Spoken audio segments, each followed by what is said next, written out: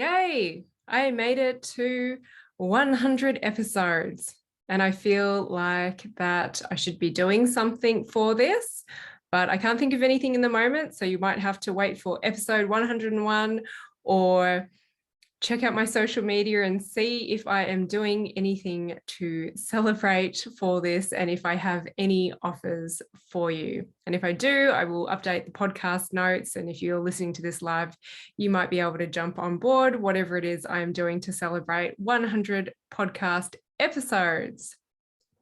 So this is just a topic that has come to mind, and it's from my practitioner program. And I think it's a really good one that will help serve practitioners and also for you, the general public who are listening to this.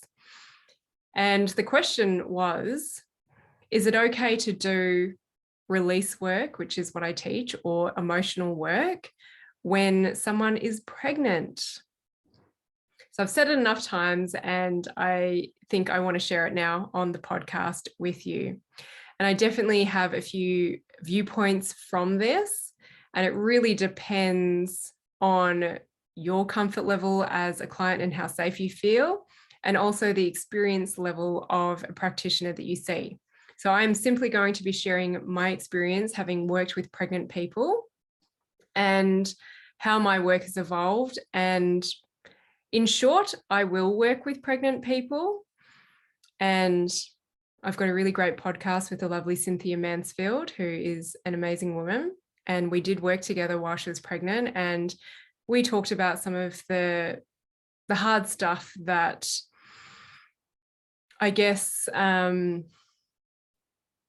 why I would be hesitant working with someone pregnant and the response that she gave me. So that's pretty powerful if you want to listen to Cynthia Mansfield's Her to Positivity podcast interview. So let me start with, I usually like to address the clinical side of things first, and this comes from my osteo background, is that a lot of the time as therapists, we are trained, particularly body workers, we are trained not to treat someone in their first trimester or in their first 12 weeks of pregnancy. Now, this is simply my viewpoint, and what I was taught back in the day, and this may have changed now, is that the risk of miscarriage is pretty high, somewhere around the 50% mark in the first 12 weeks. Now, when I am working with clients, if they've had a miscarriage, an abortion, or a stillbirth, which can happen at any point in time along the journey of pregnancy, not just in the first 12 weeks, but if they have had this experience, it is definitely something that I'm marking down to facilitate as a release process with them, especially because a lot of people don't share about their pregnancy in the first 12 weeks. Everyone has different experiences around their pregnancy. Some people don't want to be pregnant. Sometimes it's unplanned. Sometimes it's very planned. And people hide this information away because they're worried about how people are going to respond. And especially, what if something does happen to the baby? How are people going to respond? And do I have the capacity to hold that energy around their response when maybe I have lost the baby and now I need to focus on the grieving? So everybody's going to respond differently, but unfortunately, pregnancies don't get announced in that first 12 weeks for some people. Some people do. I told people about my pregnancy earlier on at about the 6-week mark. Also knowing that, things could happen and I would have to work with that in the moment. So I just want to mention that I'm often helping people process miscarriages, multiple miscarriages, stillbirths, abortions that they've had, because they can play a role in their current relationships and also their current fertility journey. So yeah, work with people who are wanting to get pregnant, struggling with their, after their first child, or even having their first child, maybe having gone through IVF or trying all the other natural fertility treatments out there. So it's pretty powerful work. But yes, the risk of miscarriage, and I always hesitate putting numbers and figures on things because I just don't like it. But I remember being taught that the risk of miscarriage can be really early, it can be really high, around the 50% mark in the first 12 weeks. So my take around this is that, yeah, it is okay to teach this, but then There are obviously people who do treat people in early pregnancy. And my view of treating pregnant women definitely changed once I became pregnant myself and once I had my baby. And I think there are a lot of things in the therapy world that we can get scared of as practitioners. And we just say, no, can't treat that, not meant to treat that. Bearing in mind that that's not true, that there is always going to be someone out there who will be able to treat someone. You, as a practitioner, though, may not have the experience level or the confidence level to actually work with someone with that condition at that early stages of pregnancy or whatever it is. So this really extends beyond pregnancy, but I'm just going to focus on pregnancy so it's a little bit easier to understand. So I felt like we were taught that as well. And I would be really open to my clients in the osteo world. And also when I'm doing this online work now with the emotional processing, is that, look, I just don't want to be associated with you having a miscarriage. Now, it can be a very different story in the moment, but I'm pretty blunt and upfront with my clients, is that you can basically miscarriage at any point in time. And it is a huge event to process, but I don't want it to be associated with you coming in for a treatment, even if I didn't treat your low back, even if I didn't crack or stick needles in your lower back. Like we get taught to, well, I got taught anyway, it's like avoid that area. And it's just, I don't want that risk of association that you happen to have a miscarriage that you were going to have anyway on that day, and you came in for an appointment with me. Because as humans, it is completely normal and human nature to seek blame. And even if you, the person who's experienced this, is not going to blame, family members, loved ones can start to seek blame as well. And yeah, I know that there are real life circumstances where something is a direct result of an interaction or whatnot, but there are also a lot of cases where this is not the case. And, you know, there's only so much that I can speak into, and your story is going to be very individual. But this was my experience, was that I just didn't want to have the risk of association. Now, as I got more experience as a practitioner, and particularly as an osteopath, and having my own experience being pregnant and having a baby, is that I was like, all right, this person wants treatment. They're really not functioning and they want to give this a go. And there is a part of, I know that as a therapist, people are looking at me for guidance, but as a patient, or a client, I also want you to advocate for yourself, to be able to speak up when things don't feel comfortable, to be able to make empowered decisions for yourself. And I get that sometimes you just don't know what you don't know, and therefore you can't make those decisions. But this is what I'm constantly helping my clients with, is speak up, communicate. If anything feels uncomfortable, you let your practitioner know. Communication is just so key. So I would be pretty upfront with my clients that this is what I didn't want. And I would be able to gauge from the conversation whether or not they felt comfortable to move forwards. And it was always with their permission and checking in with them. Do you feel comfortable? Are you okay? And also after, a decent number of years working as an osteopath, I could kind of dictate how people were going to respond to treatment. So I could tell them this is what it might feel like. I basically didn't want to cause a high amount of stress in somebody's body, because there are many stories I've heard from people who have had miscarriages and they associate it with high stress in their life, in their job, in their relationship, with a move, whatever was going on for them, an accident, and so on. So I wanted to share the osteo perspective. And yes, I then definitely got into treating people in the first trimester of pregnancy. I would pre-frame it. I would gauge whether or not they were the appropriate client to move through this. And I would go from there. And I translated this experience into my online work, into the release work, the deeper emotional metabolic work, the metabolism work that I do, metabolizing emotions, processing emotions. Because when I talk about it, and this is the way I tend to operate with my clients, and of course it's on an individual basis, is I like to go in there and I like to really clear up the mess, which does mean that the nervous system can get a little bit dysregulated. Again, I don't do this for every client. I pick and I choose, and it's very individual. And I gauge whether or not someone has got the threshold and the resilience to be able to go deep.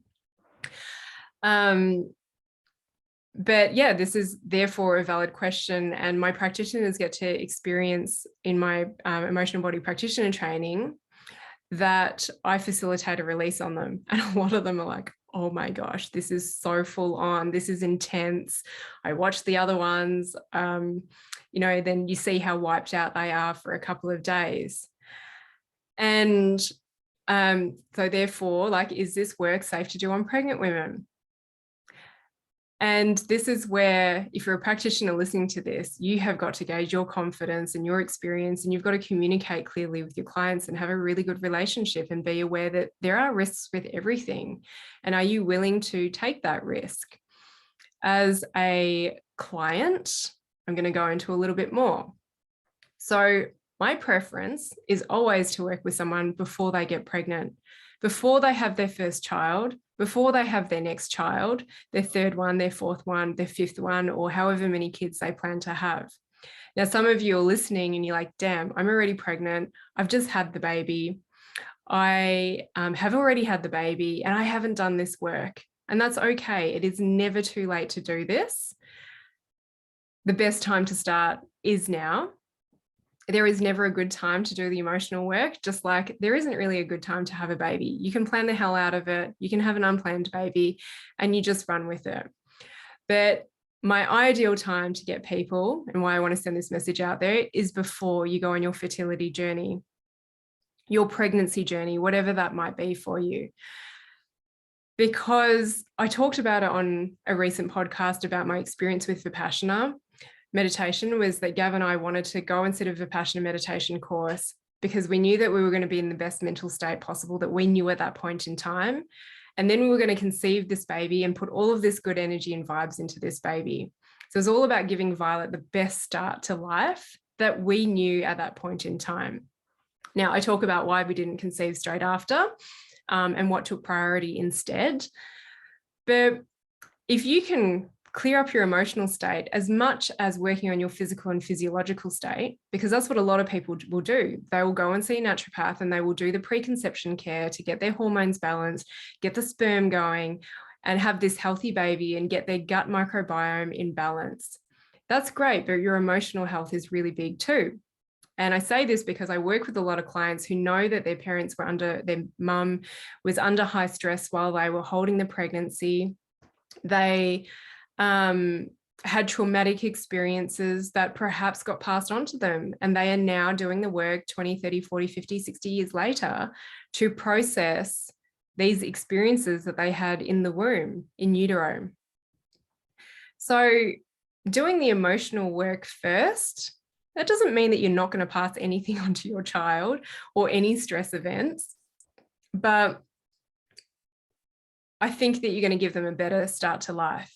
And as I say, I do work with people who are struggling to get pregnant. They're on a fertility journey. They've tried IVF. They've tried all the natural stuff, and they have been able to get pregnant. And the only thing that they've done, because they've exhausted everything else, is the emotional work. So doing the work before you get pregnant, I think, is great, because I also have this saying in my groups that babies do not make things better. Babies do not make relationships better. They highlight everything that you have not addressed. They're a little bit like hormones and periods for some women. I'm not someone that noticed my moods fluctuate with my period, but hormonal fluctuations, which happen with babies and all that kind of stuff in pregnancy, and having a baby to look after, it's a huge transition, and it's going to highlight anything that you haven't addressed, because we are very good as humans putting the armor up and not addressing certain aspects of ourselves. And a baby can certainly shine light on that, because you may have sleep deprivation. Now, I want to add that I did not experience sleep deprivation with Violet. It is not always the case. Nothing is black and white, but you may have sleep deprivation. And sleep is a basic need that helps build our tolerance to pain, build our immune system, helps us process emotions, help us process everything that happens during the day. You all of a sudden go through this life transition if it's your first baby, and you can have difficulty letting go of the life that you had pre-baby. All of a sudden you're thrown into a whole bunch of unknown. There are some very intuitive parents out there, and there are some who are just like, I have no clue what to do. I just want you to tell me what I should do. I've got this human that I need to keep alive, and tell me what to do. So you can go into this huge transition with your identity. Your relationship can go through a huge transition. The dynamics are different, the responsibilities are different, just everything. And some people can grow, and then some people just, their relationships fall apart. And this is where I say that babies do not make things better. They will highlight the stuff that you're not willing to address, the things that you hoped that this baby would make better. They are the most amazing triggers, even when they become toddlers, when they become children, when they become teenagers, when they become adults. They are the most amazing opportunity and triggers and mirrors in your life. They can certainly push your buttons and almost flip you over the edge. So babies don't make things better. If you can do the emotional work beforehand, that's great. This does not mean that you are necessarily going to smooth sail into your fourth trimester, you know, the time when you've had your baby and been a parent, because there are some things that will only get triggered and highlighted for you to address when that baby is in the physical world. So emotional work, pre-baby, preconception does not clear you from any problems that you have in the future, because every interaction we have creates an opportunity, creates something for us to process. And I'll often say to my groups is that this work is about aligning you with your soul purpose and helping you express who you truly are. And that does not mean that once you align with that, that you have a life free of challenges. You just learn to embrace the challenges. Your resilience levels are greater. So I've talked a little bit about that, and just know that if you've already got kids, you've got adult kids, whatever, it is not too late for you to do this emotional work and model this to them and open the doors to them doing emotional work. I believe that we will probably traumatize our kids to some degree. Trauma is very subjective. And if we can just create environments where they feel free to emotionally express, and also, you know, not have any stigma around them seeing a therapist or engaging in a coach to help them move through life, then that's going to help them a whole heap. So you might be a lot older right now thinking, I've never delved into this emotional aspect. I know I need to, but I'm resisting it. If we can get younger generations to start this when they're a lot younger and take that stigma away, then they can move through whatever experiences they're going to have in life. So it's never too late. And it's just like natural birth, vaginal birth versus C-section is like, neither of them are right or wrong. And it's not about creating guilt that you didn't have a natural vaginal birth and you had a C-section. So same for this, is that don't feel guilty that you haven't actually done the emotional work beforehand. Maybe you didn't know. There is stuff that I didn't know back when I was pregnant and when I had Violet. And there's stuff, you know, that I know today, and in 10 years time, I'll be like, damn, it would have been good if I implemented that, but I'll just implement it in 10 years time when it's necessary and when it lands for me. So the best time is before you fall pregnant, before you have your next baby. And I'm going to go into the reasons why I'm a little bit picky and choosy doing this work with people whilst they're pregnant. Yeah, best time is beforehand, because, yeah, this does lead into the, what if you are pregnant, is that you do have just another little obstacle that you can overcome if you choose to, around trying to fit in getting therapy work or coaching work, because you've got a baby, maybe you're a little bit sleep deprived, which can sometimes be a good thing because you aren't as strong to guard things anymore. Finding the time, finding the finances, maybe for some of you.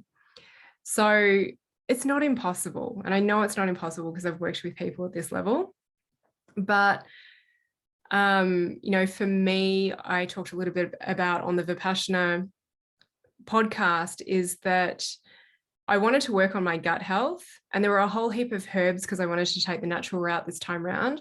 There are a whole heap of herbs and dietary restrictions that, especially the herbs, aren't healthy to take whilst pregnant. They don't have a lot of, research behind them in human pregnancies, and they're not ideal to take breastfeeding. So if I was to have more than one child, if I was to have three kids, it could be 10 years before I actually ever got to look at myself at that level.